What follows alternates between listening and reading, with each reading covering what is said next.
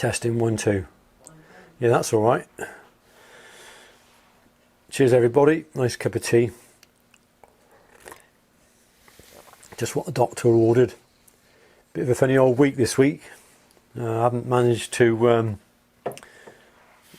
do what I wanted to do. Bit run down, to be honest with you. I think I had some sort of a virus. Not the virus, but certainly the sniffles, sneezing, feeling cold, bit headachy, achy. All my joints were very achy and my back was aching. So I didn't spend as long in the workshop this week. And also it's been so dull. You know, the weather now in the UK is very overcast and damp. And the light's got to be on, as you can see in the background. Lights on all the time. I did manage to finish off some knife builds. Some of these knife builds were started a couple of weeks ago. I managed to get them completed. I'll show you this one.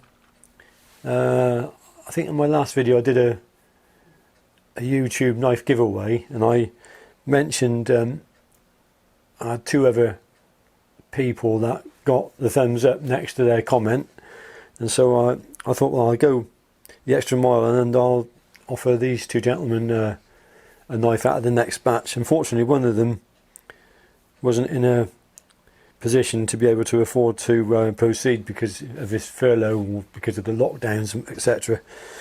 And the other one was able to proceed, or he said he was able to proceed. So I built a knife, and I don't know if he would be interested. That's Alan. This is mystery wood. In fact, I built 2 knives with mystery wood. I'll show you the other one in a minute. So this is mystery. Let's move in for a closer look at the mystery wood. There. I had all sorts of comments on Instagram as to what it was. This is a 3mm knife. Some of you thought it was lignum vitae. Some of you thought it was cocobolo. But it's neither of those. It's an African hardwood called mopani, M-O-P-A-N-I, mopani wood, and apparently it comes from eastern Zimbabwe / Mozambique. It's incredibly hard. It's harder than desert ironwood to work, and it's not oily, not like lignum vitae or cocobolo or desert ironwood. It's not an oily wood, very dry wood. So this knife is 3mm with striking yellow G10 liners, and that's for Alan if he would like it. If not, then I will put it for sale either later on today or tomorrow. So that's that one. The other one I built using the mopani wood was a 4mm straight tang. This was a request build. Now a lot of you will jump on your high horses saying, I thought you didn't take orders. Well, I took an order for this one because the chap that is having this knife, he's paying full asking price for it, but he sent me a gift. Didn't want anything for it, just reaching over. Now some of you know I'm into motorcycling. He sent me this jacket, and it's made by a company called Rucker, and I know it's a very high-end jacket. That jacket's worth £1,000. It's hardly been used. So when the guy turns around and says to me, would you be happy to build me a knife? Of course I'm not going to say no, am I? So this is for Julian. This is the mystery wood, the mopani wood. I may be able to get some more of this.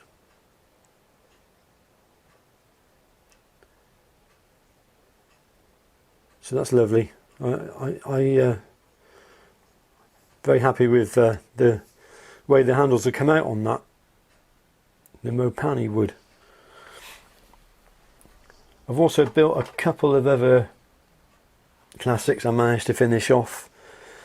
I have the leather work has been wet. I've wet formed the sheaves. I've still got to wait for that to dry. Another day or so they'll be ready to post out.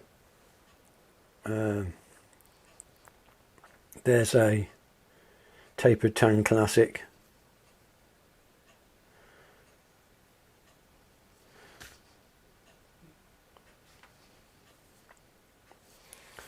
And an American friend of mine, Vlad, asked me to build a 3mm knife, 3mm tapered tang, but I built it to the wrong spec. He asked if I was doing one, because I do one with red liners, and of course I put black liners on. And he said, can you do one with mosaic pins? And of course I gone and put Corby bolts in. So you may not want that, in which case I might be putting that up later on, either today or tomorrow or over the weekend, on the website.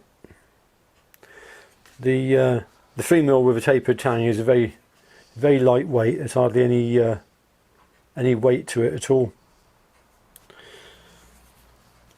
So that's the knife builds that I've managed to complete this week.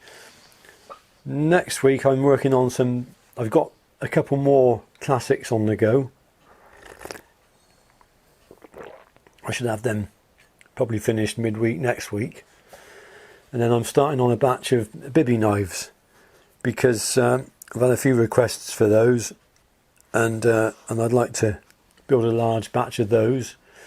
And after that I've got to start on some neck knives, wasps, and extra large handled wasp knives probably, and a few wisps.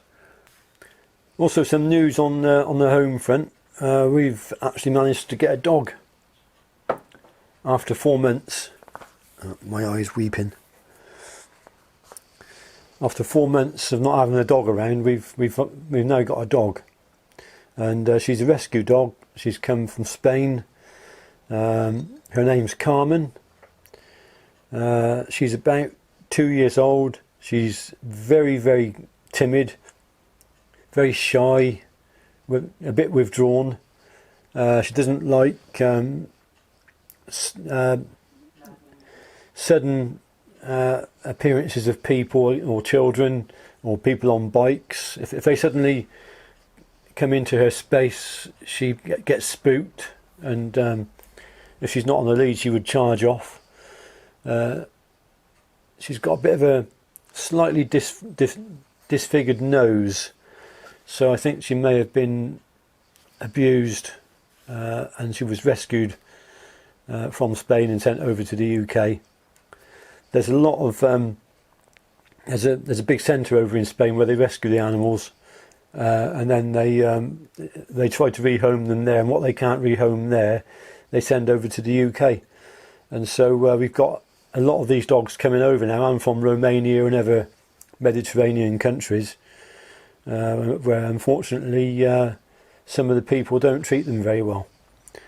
Anyway, my plan is to give Carmen a taste of heaven whilst she's here with us. She's 2, so she could be here for 10 or 12 or 15 years. Who knows how long she'll live. But whilst she's here with us, she's going to be given everything we can to make her life as wonderful as it can be for her. She's a beautiful dog, and we've had her now for 6 days. She's starting to come round. We're adjusting to her, she's adjusting to us, and I feel there's a strong bond beginning to form.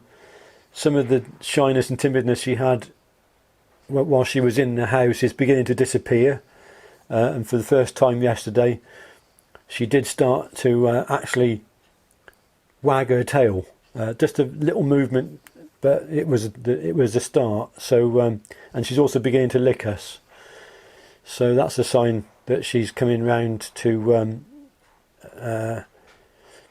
seeing us as her new pack, her new family. but we still have a way to go with her. And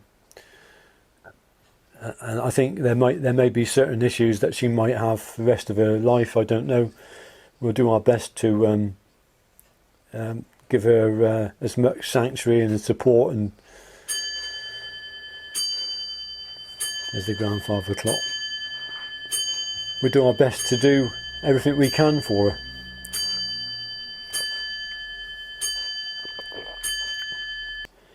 And Carmen, it seems, is very much along the same lines as Elsa. She's got the same mannerisms, the same little look in her eyes, the same gentleness. She doesn't seem to have any aggression in her whatsoever. So I think she's going to make a really wonderful dog.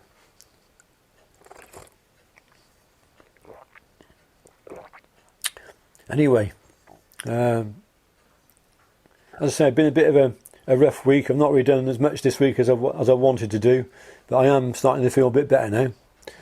So with that, we'll continue on. Hope you enjoyed the weekend, and maybe I'll try and do some video from the workshop maybe next week, as show some of the processes I'm doing, if I can get around to doing that. So thanks for watching. I'll see you in the next one.